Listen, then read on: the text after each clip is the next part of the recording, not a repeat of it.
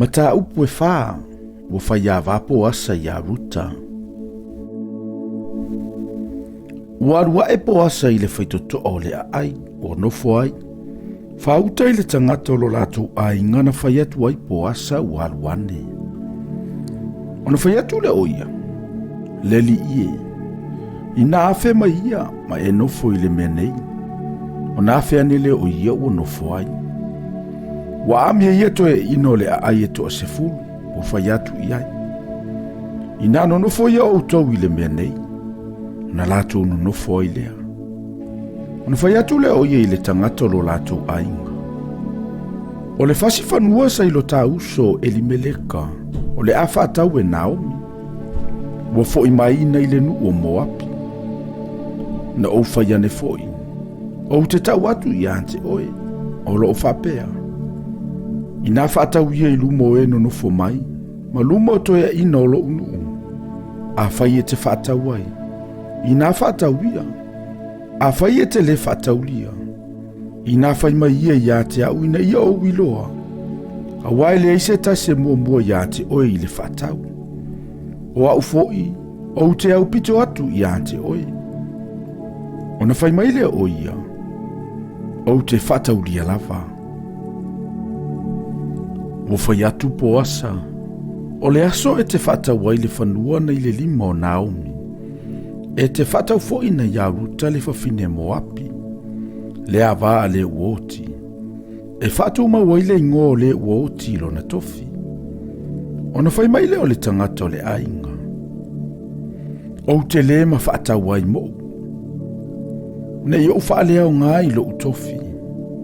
Ie e whatau mo o e le whanua. A wā u te le ma whai o na whatau lia. O le nei le masani Israel wana mua i le whatau mai ma whatau watu. E whaama wai mea uma. Ua tatala i le tasi tangata lo na se vai. Ua watu i le tasi o le tūlava lea Israelu. Ua whai mai le tangata o lo lantou ainga ia poasa. Whatau ia mo oe. O na tatala i le e i o lo na se vai. Ona whai atu leo poasa i toia ina malenu uma. O moli mau au tau i le nei aso. Ua o whaatau mea umasa ia Elimeleka. Ma mea umasa ia Kiliona ma maalona na i le lima o Naomi. O Ruta fo i le whawhine Moapi. Le awa maalona. Ua o whaatau ia ante ia e whai ma uawa.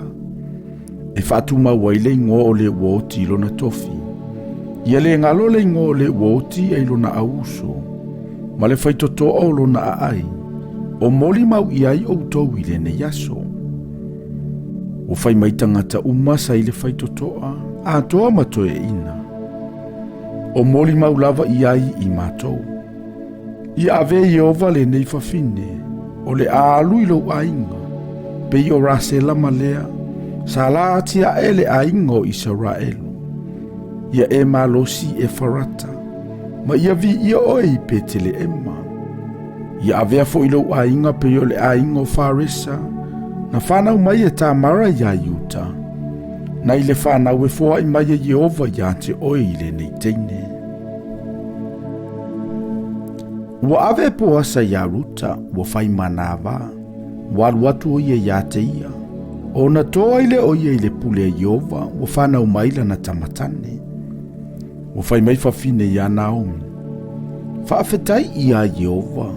Ina ua fōa i atu ia te oi le nei aso se tasi. E aunga ia ilo ainga. Ia vi ia lo na ingoi Israelu. E whai o ia iante oe ma wha malosi o lo wola.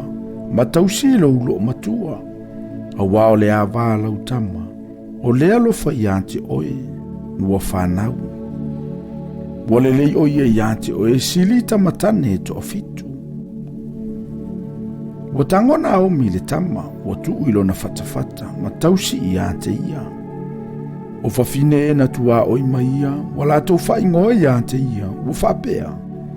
O whanau mai se tama ia Naomi. Wala tau whaingoa ia te ia, o peta. O le tama o io Yese, o le tama o Tavita.